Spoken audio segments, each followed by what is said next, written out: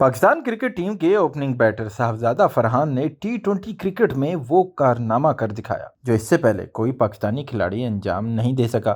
گزشتہ شب راولپنڈی میں سہ ملکی ٹی20 سیریز کے تیسرے میچ میں پاکستان نے سری لنکا کو 7 وکٹوں سے شکست دے کر مسلسل دوسری کامیابی حاصل کی۔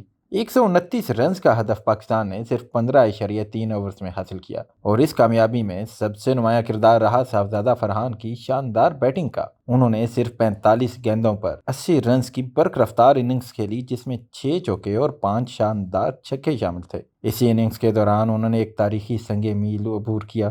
صاحبزادہ فرحان ٹی20 کیلنڈر ایئر میں 100 چھکے لگانے والے پہلے پاکستانی بلے باز بن گئے۔ اس سے پہلے کوئی پاکستانی کھلاڑی یہ کارنامہ انجام نہیں دے سکا تھا۔ فرحان اب تک پاکستان کی جانب سے 32 ٹی20 انٹرنیشنل میچز میں 45 چھکے لگا چکے ہیں، جبکہ مجموعی طور پر 141 ٹی20 میچز میں ان کے چھکوں کی تعداد 194 ہو چکی ہے۔ کرکٹ شائقین کے مطابق یہ کارکردگی نہ صرف سیریز کے لیے اہم ہے، بلکہ اس بات کا واضح ثبوت ہے کہ پاکستان نے ٹی20 فارمیٹ میں ایک نیا پاور ہٹر حاصل کر لیا ہے۔